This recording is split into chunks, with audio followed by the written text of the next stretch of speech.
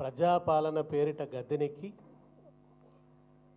భయంకరమైన ప్రజా పీడన చేస్తున్న కాంగ్రెస్ ప్రభుత్వానికి మొట్టమొదటి ప్రతిఘటనను రుచి చూపిన కొడంగల్ ప్రజానీకానికి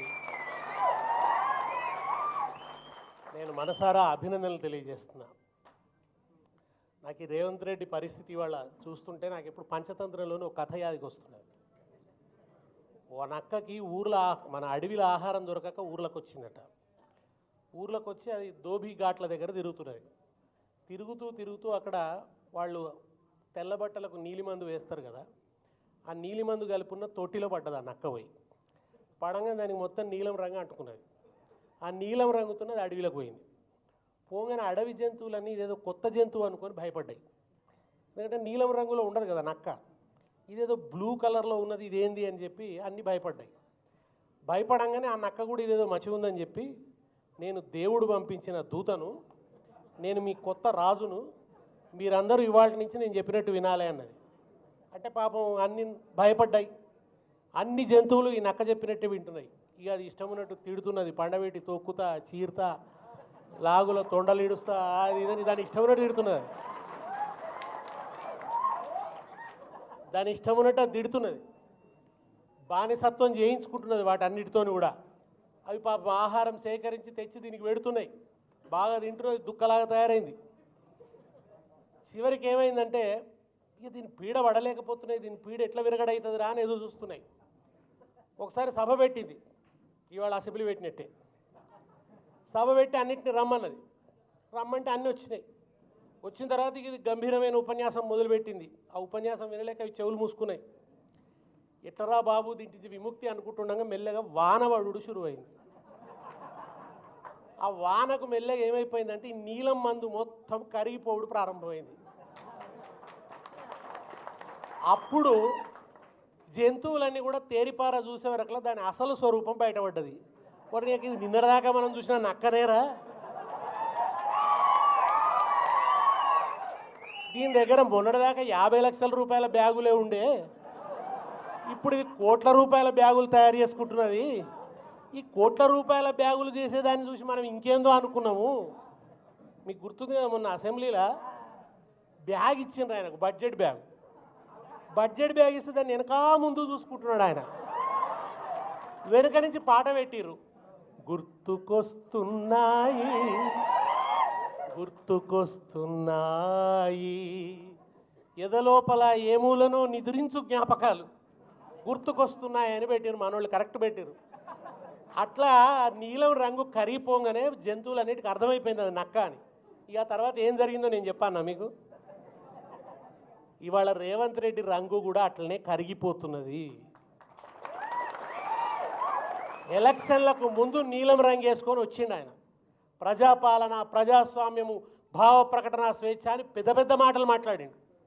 వీళ్ళు చెప్తే అవన్నీ కూడా నోటికి బట్టి మాట్లాడు మొదలుపెట్టిండు. కానీ గద్దెనెక్కినాక తన అసలు రంగు బయట పెట్టుకుంటున్నాడు. దుక్కులు దున్నే రైతు చేతులకు బేడీలెందుకురో అని పాడుకున్నాం. ఇవాళ విత్తనాలు వేసే రైతు చేతులకు, దుక్కులు దున్నే రైతు చేతులకు, పంటలు తీసే రైతు చేతులకు బేడీలు వేసి దుర్మార్గంగా లాకపు హింసలు, మా భూమి మాకు ఉండాలన్నందుకు, మా భూమిలో మేము వ్యవసాయం చేసుకొని బతుకుతాం. నిజానికి ఆయనకు ఫార్మా కంపెనీలు పెట్టేటందుకు బోలెడంత భూమి హైదరాబాదులో ఉన్నది. కానీ ఆ హైదరాబాదును కాదని లగచర్ల మీద పడ్డాడు. కానీ లగచర్లలో ఉన్నది లంబాడి బిడ్డలు. ఈయన లొంగదీస్తే లొంగే రకాలు కాదు. లంబాడి బిడ్డల శక్తి ఏందో, శౌర్యం ఏందో చూపిస్తే తట్టుకోలేకపోయిండు. ఆ కసి మనసులో పెట్టుకొని అర్ధరాత్రి ఊరు మీద పడి తీసుకుపోయి లాకప్లో పెట్టి 3rd డిగ్రీ హింసలు ప్రయోగించిండు. 3rd డిగ్రీ హింసలు ప్రయోగించడే కాక జైల్లో పెట్టి 40 రోజుల నుంచి విడుదల చేయక ఒక నియంతృత్వ పరిపాలన చేస్తూ రాక్షసానందం పొందుతున్నాడు. చివరికి మొన్న హీరియా నాయక్ పాపం గుండెపోటు వస్తే, ఎంత కరడుగట్టిన నేరస్తుడైనా, టెర్రరిస్టునైనా సరే గుండెపోటు వస్తే స్ట్రెచ్చర్ మీద తీసుకొస్తారు, లేకుంటే వీల్ చైర్లో తీసుకొస్తారు హాస్పిటల్. ఒక మనిషికి గుండెపోటు వచ్చినప్పుడు, ప్రాణాపాయ స్థితిలో ఉన్నప్పుడు దవాఖానకు తీసుకొచ్చినప్పుడు ఒక స్ట్రెచ్చర్ మీదో వీల్ చైర్లో తీసుకొస్తారు. అది కనీస మానవ హక్కు. ఇది నిజంగా ఒక బీఆర్ఎస్కి సంబంధించిన విషయం కాదు, ఇది ఒక పార్టీకి సంబంధించిన విషయం కాదు, మానవత్వానికి సంబంధించినటువంటి విషయం. ఇది కనీస మానవీయత ఉన్న వాళ్ళు ఎవరైనా దీన్ని ప్రశ్నించాల్సినటువంటి విషయం. అట్లా తీసుకురాకుండా జంతువుల హక్కుల గురించి కూడా మాట్లాడుతున్నాం ఇవాళ మనం. ఊర కుక్కల హక్కుల గురించి కూడా మాట్లాడుతున్నాం ఇవాళ మనం. ఊర కుక్కల్ని మున్సిపాలిటీ వాళ్ళు మందు పెట్టి చంపడానికి వీల్లేదని కొన్ని సంస్థలు మాట్లాడుతున్నాయి. కుక్కల హక్కుల గురించి కూడా మాట్లాడుతున్నాయి. అట్లాంటిది పంట తీసి ఈ దేశానికి ఇంత బువ్వ పెడుతున్న అన్నదాతను దుర్మార్గంగా బేడీలు వేసి దవాఖానకు తీసుకొచ్చిన రాక్షసుడు రేవంత్ రెడ్డి. తీసుకొచ్చింది కాక ఇట్లా తీసుకొస్తామని అడిగితే వెంటనే ఏం చేయాలి? ఈ దుర్మార్గానికి ఇక స్వస్తి పలికి. నువ్వు నోటిఫికేషన్ రద్దు చేసుకున్నావు కదా, ఇక ఫార్మా విలేజ్ లేదు అన్నావు కదా, నోటిఫికేషన్ రద్దు చేసుకున్న తర్వాత రైతుల మీద ఇంకా కేసులు ఎందుకు? ఇంకా రైతులు జైల్లో ఎందుకు ఉండాలి? ఆఖరి గుండెపోటు వస్తే కూడా బేడీలతో ఎందుకు తీసుకురావాలి?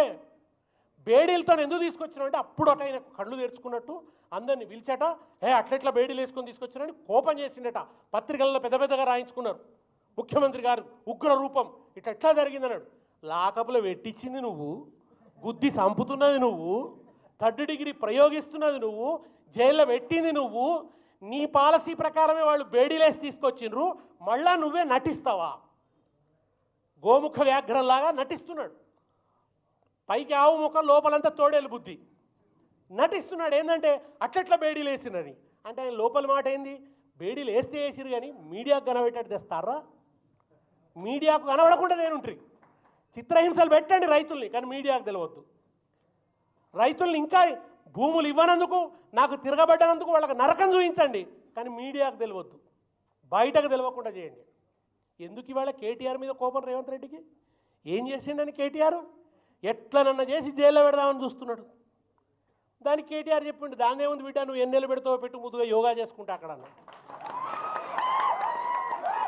ఆయన జైల్లో యోగా చేస్తే ఈయన రోగం తిరుగుతుంది ఇక్కడ.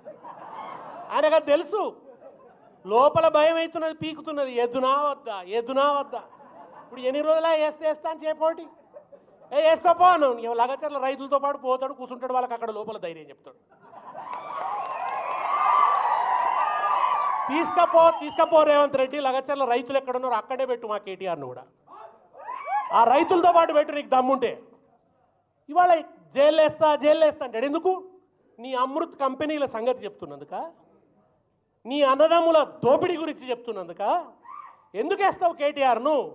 మూసీలో నువ్వు ఇండ్లు కొడుతున్నందుక, మూసీ పేరిట. ఈయనకు రైతు బంధుకు పైసలు ఇచ్చినందుకు లేవట, మూసీలో వచ్చేందుకు 1,50,000 కోట్లు ఉన్నాయట. అది అడుగుతున్నందుక, అడ్డం పడుతున్నందుక. ఎందుకు రేవంత్ రెడ్డి నీకు కేటీఆర్ మీద కోపం? ఎందుకు ఇంత కసి కేటీఆర్ మీద? ఇదే లగచర్ల లంబాడి బిడ్డలు ఢిల్లీ తీసుకుపోయి కాన్స్టిట్యూషన్ క్లబ్లో కూర్చుండబెట్టి మా లంబాడి బాయిల కంఠస్వరాన్ని ఢిల్లీలో వినిపింపజేసినందుక నీ కసి. అక్కడ ఆయన ఉన్నాడు, ఒక ఆయన రాహుల్ గాంధీ అని రాజ్యాంగం అంటాడు. ఆయన రాజ్యాంగం అని చిన్న పుస్తకం పట్టుకొని తిరుగుతున్నాడు. అరే రాజ్యాంగం పేజీలన్నీ చింపుతున్నాడు ఇక్కడ రేవంత్ రెడ్డి. రాజ్యాంగాన్ని నడిబదాల్లో తగలబెడుతున్నాడు రేవంత్ రెడ్డి. రాజ్యాంగాన్ని దారుణంగా భంగం చేస్తున్నాడు రేవంత్ రెడ్డి. ఇక్కడ రైతుల్ని దుర్మార్గంగా హింస పెడుతుంటే ఏ రాజ్యాంగం చెప్పింది రైతుకు బేడీలేసి తీసుకురమ్మని రాహుల్ గాంధీ గారు జవాబు చెప్తారా? ఆ విషయాన్ని ఢిల్లీ దాకా తీసుకుపోయిండు. ఇవాళ రాహుల్ గాంధీ కూడా నోరు పడిపోయింది మాట్లాడేందుకు. అక్కడ ఆయన మాట దానికి జవాబు చెప్పేటువంటి పరిస్థితి లేదు. ఇవాళ మేమేమన్నాం? అసెంబ్లీలో లగచర్ల లంబాడి బిడ్డల మీద జరుగుతున్న అమానుష హింస మీద చర్చిద్దాం, స్టేట్ టెర్రరిజం మీద చర్చిద్దాం. ఈ స్టేట్ ఒక టెర్రరిస్ట్ లాగా మారింది, ఈ ముఖ్యమంత్రి ఒక టెర్రరిస్ట్ లాగా మారిండు. రైతుల మీద జరుగుతున్న టెర్రరిస్ట్ హింస మీద మాట్లాడదాం, టెర్రరిజం మీద మాట్లాడదాం అంటే కాదు, టూరిజం మీద మాట్లాడదాం అంటున్నారు. మనం స్టేట్ టెర్రరిజం మీద మాట్లాడదామంటే వాళ్ళు టూరిజం మీద మాట్లాడతారట. ఇవాళ టూరిజం మీద మాట్లాడడం ముఖ్యమా, రైతుల మీద ఈ ప్రభుత్వం అమలు చేస్తున్న టెర్రరిజం మీద మాట్లాడడం ముఖ్యమా అని అడిగినందుకు ఇవాళ మా దగ్గరనేమో సభ వాయిదా వేసుకొని పోయినరు, ఇక్కడనేమో సభలో మైకియరు, చూపియరు. మొత్తం ఎంతసేపు స్పీకర్ ఒక్కడనే చూపిస్తున్నారు. మాట్లాడుతున్న వాళ్ళను, ప్రశ్నిస్తున్న వాళ్ళను చూపించలేరు. నువ్వు కెమెరాల మాటను దాక్కోవచ్చు, అసెంబ్లీలో మా మొహాలు కనబడనీయకపోవచ్చు, కానీ అయినంత మాత్రాన లగచర్ల మట్టిలో ఉన్న ధైర్యాన్ని మాత్రం నువ్వు రూపుమాపలేవు రేవంత్ రెడ్డి. తెలంగాణ మట్టిలోనే ధిక్కార చైతన్యం ఉన్నది. ఇది మామూలు మట్టి కాదు. చరిత్ర పొడుగున ఒక తిరుగుబాటు శక్తిని, ఒక బాంబు లాంటి తిరుగుబాటు శక్తిని, ఒక విస్ఫోటన శక్తిని దాచుకున్నటువంటి మట్టి. ఈ మట్టి మీద నీ నాటకాలు చెల్లవు. నువ్వేదో కేసీఆర్ ఆనవాళ్ళు రద్దు చేస్తా, మన తెలంగాణ ఆనవాళ్ళు రద్దు చేస్తా అంటున్నావు. 3 ఏళ్ళు అయితే రద్దు అయిపోయేటోడి నువ్వే. ఇంకా 3 ఏళ్ళు అయితే నువ్వు రద్దు, నీ చట్టాలు రద్దు, నువ్వు తెచ్చినటువంటి ఇవాళ ఇక్కడ అమలవుతున్న రేవంత్ రెడ్డి రాజ్యాంగం కూడా రద్దు అవుతుంది. కనుక రాజ్యాంగ విలువల కోసం, రాజ్యాంగాన్ని కాపాడడం కోసం, అన్నదాతల్ని కాపాడుకోవడం కోసం, అన్నదాతల హక్కుల్ని కాపాడుకోవడం కోసం, గిరిజన బిడ్డల హక్కుల్ని కాపాడుకోవడం కోసం సేవాలాల్ పాదాలకు దండం పెట్టి ప్రతినపూనుదాం.